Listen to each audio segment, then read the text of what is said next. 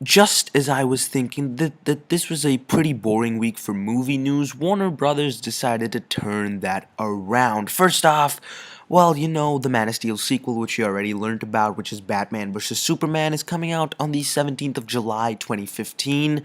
Well, Warner Brothers always has a big July release, but the big news is that Ben Affleck is going to be the new Batman. Yes, Ben Affleck. And this news is great, sure, but at the end of the day, I'm not 100% sure. The thing is, Ben Affleck has since 2007 really turned his career around. In 1997, around that time when he won an Oscar, post that he kind of strayed off a bit. He became Daredevil, which a lot of people hated.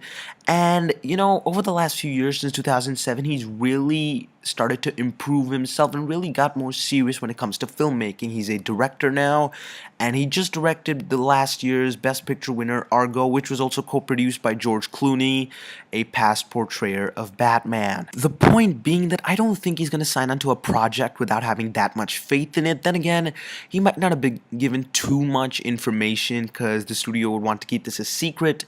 He's usually great when he directs himself, and even though I think he's a great choice for the character, I'm just so scared. The main reason is that the sequel is going to be directed by Zack Snyder. Now, Zack Snyder hasn't had the best luck with his movies in the past, and for those of you that don't know, I just hated Man of Steel. I was very disappointed with it, and I hated it to no end. And while a lot of people like the movie, I'm certainly not alone in terms of my feelings about it. The point being that adding Batman felt a little unnecessary initially. I'm just not sure if Zack Snyder can pull off directing such a big ego and character.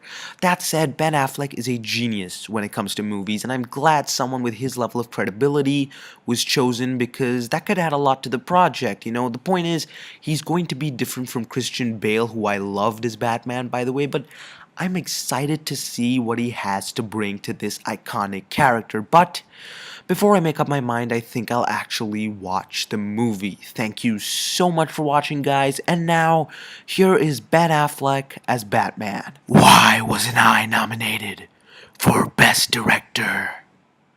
The Academy doesn't know movies. But you know who does? MrFilmJack. So subscribe.